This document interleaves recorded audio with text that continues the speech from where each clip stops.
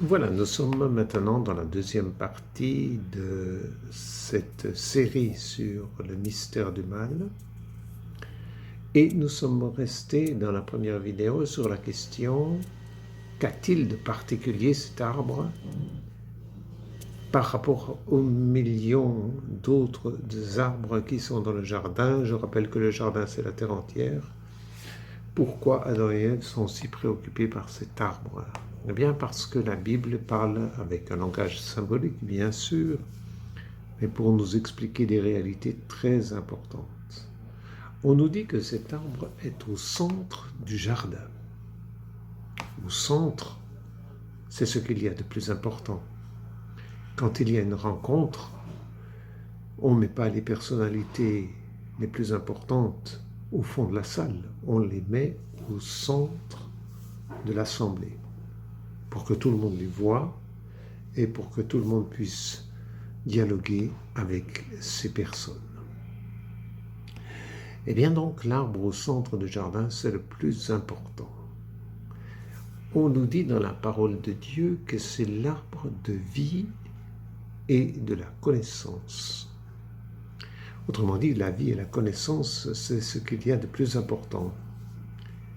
Mais de quelle vie s'agit-il? Il s'agit de la vie avec un grand V, c'est-à-dire de la vie, la source de la vie, les racines de la vie. C'est pour cela que l'arbre en est un beau symbole.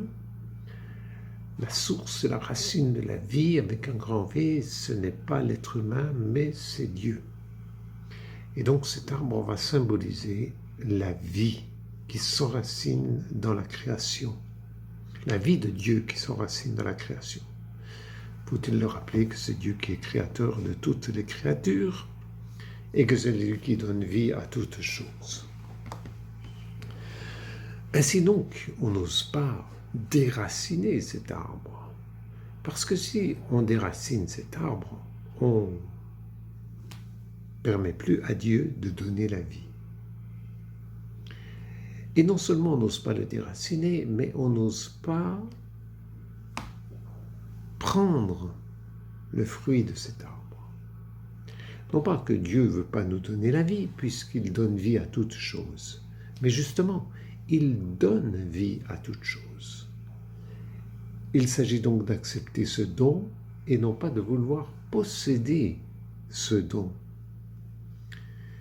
N'est-ce pas? C'est ça la différence. C'est ça la différence entre le bien et le mal. Le bien, c'est recevoir le don de Dieu. Le mal, c'est vouloir posséder le don de Dieu. Notre vie, donc, est un don permanent. Au fond, nous avons la vie, mais nous ne pouvons jamais posséder notre propre vie. Il faut toujours reconnaître que la vie nous est donnée. Et c'est pour cela que dans la tradition de l'Église, on n'ose pas tuer, puisque la vie est un don de Dieu, on ne la possède pas, ni tuer les autres, ni se tuer soi-même. Parce qu'autrement, on déracine l'arbre de vie, de notre propre vie. Et si nous déracinons cet arbre en ce don de Dieu, c'est l'amour même de Dieu que nous déracinons de notre vie. Et nous nous coupons donc totalement de Dieu. Et c'est ça qu'on peut appeler l'enfer. L'enfer.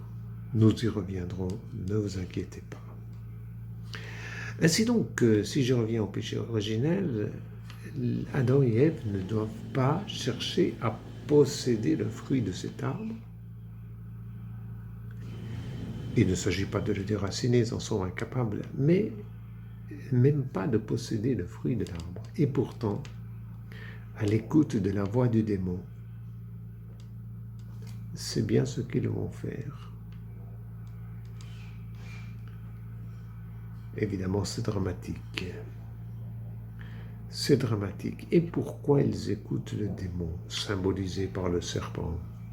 Pourquoi ils écoutent cette voix du mal? Pourquoi ils veulent posséder au lieu de recevoir le don? C'est quand même surprenant. Et pourtant, on peut le comprendre dans ce sens, à partir du moment, si vous voulez, où on comprend que le mal s'enracine dans l'orgueil. Au fond, quand on accepte le don de Dieu, on est dépendant du don de Dieu. On n'est pas le maître. On ne peut pas vivre sans accepter ce don de Dieu.